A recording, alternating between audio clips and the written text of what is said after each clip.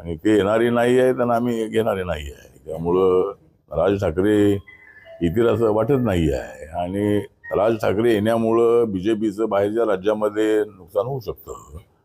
त्यामुळं राज ठाकरे यांनी घेतलेल्या ज्या भूमिका, उत्तर भारतीयांना विरोध आहे, मुस्लिमांना विरोध आहे, अशा भूमिका घेतलेल्या असल्यामुळं एक तर ते शिवसेनेतून बाहेर निघाल्यानंतर त्याने जो फ्लॅग बनवला होता त्याच्यामध्ये ते निळा रंग होता, हिरवा रंग होता, भगवा रंग होता.